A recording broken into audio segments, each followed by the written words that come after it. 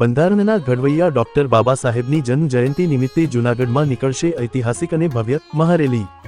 જૂનાગઢની ધરતી પર સમાનતા, ન્યાય અને ભાઈચારાના મંત્ર સાથે એક અનોખી ઐતિહાસિક ક્ષણ સર્જાવા જઈ રહી છે। બંધારણના શિલ્પી, દલિતોના મસીહા અને સામાજિક ન્યાયના પ્રણેતા ડો. ભીમરાવ આંબેડકરની જન્મજયંતિ નિમિત્તે શહેરમાં ભવ્ય મહારેલીનું આયોજન કરવામાં આવ્યું છે।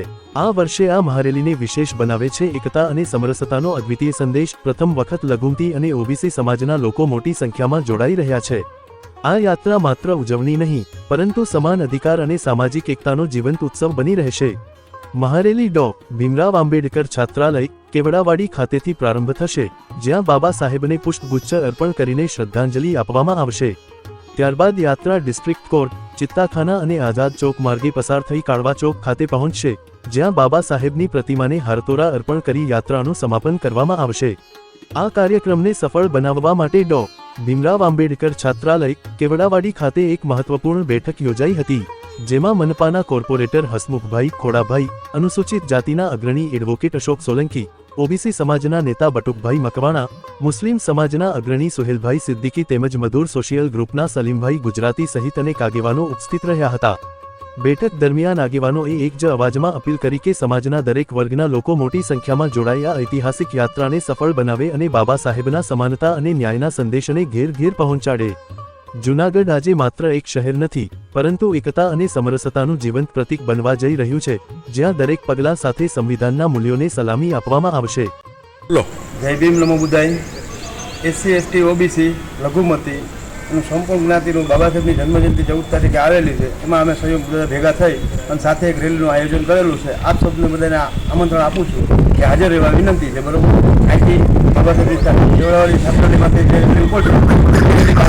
જશે અને તેમાં બધાને જોડાવા માટે વિનંતી છે, નમ્ર વિનંતી। જય ભીમ નમો બુદ્ધાય।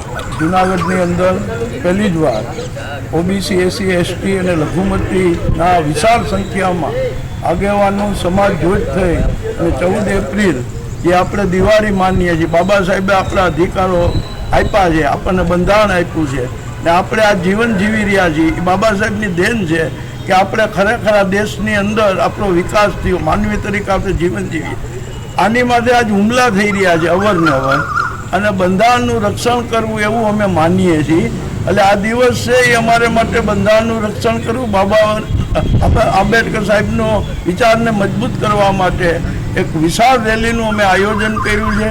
એ કેવડાવાડી છાત્રાલયથી વિશાળ રેલી ઉપર છે, શહેરના મુખ્ય માર્ગ એમજી રોડમાંથી થઈ બાબા સાહેબ આંબેડકરને ફૂલહાર કરી અને ત્યાં અમે પ્રતિજ્ઞા લેવું કે અમે બંધારણનું રક્ષણ કરશું, બાબા સાહેબના વિચારનું અમે રક્ષણ કરશું અને જરૂર પડશે તો અમારું સંગઠન કોઈ પણ જાતની લડત આપવા તૈયાર રહેશે।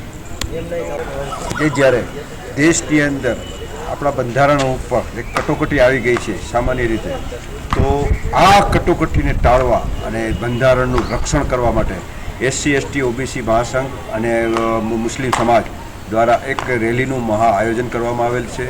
અને આ રેલીનું મહાઆયોજનનો મેઇન હેતુ છે કે એકતા, સમસ્ત સમાજની એકતા અને અખંડિતતા જળવાઈ રહેશે, તો જ આપણે આગળ વધી શકશું। અને આ બંધારણનું રક્ષણ કરવા માટે આપણે જે એક રેલીનું આયોજન કરવામાં આવેલ છે, તો તમામ ખાસ કરીને માઇનોરિટી એટલે કે મુસ્લિમ સમાજને હું અપીલ કરું છું કે આ જે રેલીની અંદર જોડાય અને મોટામાં મોટી સંખ્યામાં લોકો આની અંદર સાથ આપે। જય ભીમ નમો બુદ્ધાય। હું એડવોકેટ અશોક સોલંકી, જૂનાગઢ। આજરોજ હસમુખભાઈ મકવાણા જે કોર્પોરેટર છે, એમને એક વિચાર રજૂ કર્યો કે જૂનાગઢમાં આપણે અનુસૂચિત જાતિ, એસટી, એસસી, ઓબીસી અને લઘુમતીના લોકો સાથે મળી અને એક મહારેલીનું આયોજન કરીએ અને આપણા પ્રશ્નો જે કાંઈ છે એ પ્રશ્નોમાં પણ આપણે એકબીજા સાથે મળી અને એકબીજાને સહકાર આપીએ। આ વિચાર, ઉમદા વિચાર જે રજૂ થયો છે એને સમર્થન આપવા માટે હું એસસી, એસટી, ઓબીસી અને લઘુમતી સમાજના તમામ ભાઈઓ અને બહેનોને વિનંતી કરું છું કે આ મહારેલીમાં જોડાય અને આપણા હક અને અધિકારોનું રક્ષણ કરવા માટે જે લડત કરવાની છે એ લડતમાં સહભાગી બને। જય ભીમ।